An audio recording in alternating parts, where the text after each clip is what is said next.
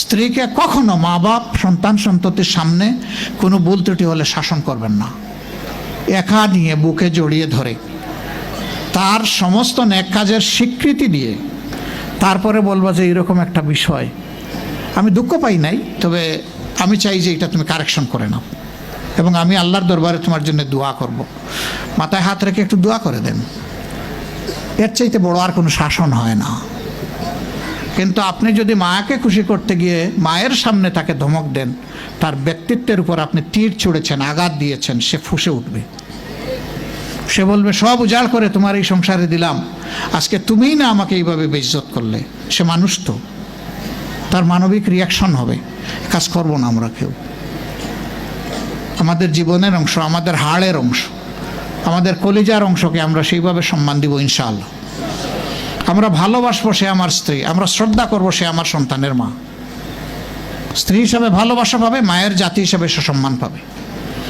এই দুইটা ব্যালেন্স করে যদি আমরা চলি, গড় হবে জান্নাতের টুকরা ইনশাআল্লাহ। সন্তানরা এখান থেকে শিখবে, তারাও ভবিষ্যৎ জিন্দগিতে এইভাবেই গড়ে উঠবে। ধারা পরম্পরায়, বংশ পরম্পরায় এটা হবে আপনার জন্য সাদাকাতুল জারিয়া, আমলে জারিয়া। আমরা ইনশাল্লাহ খেয়াল রাখবো।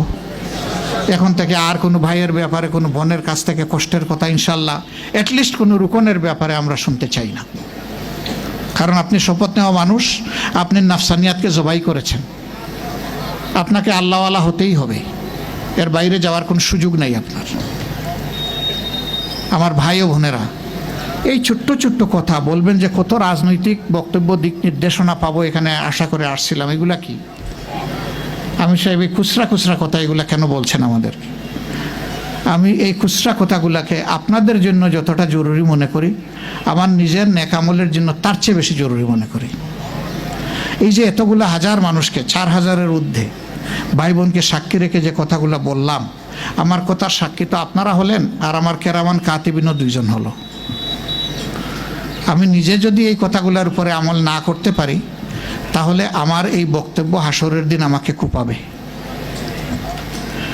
আর যদি আমি চেষ্টা করে আমার আল্লাহর সাহায্য পাই, তাহলে এই বক্তব্য হয়তোবা আপনাদের দুয়ার বরকতে হাসরের দিন আমার জন্য ইহসানিয়াত আল্লাহর পক্ষ থেকে নিয়ে আসবে। আমার জন্য দোয়া করবেন, আমি যেন এই বক্তব্যের উপরে আমল করতে পারি। আল্লাহ যেন আমাকে তৌফিক দান করেন। আর আপনাদের জন্য প্রাণ ভরে দোয়া করি, আপনাদেরকেও যেন আল্লাহ তৌফিক দেন, আপনারা যেন সেই আমল করতে পারেন।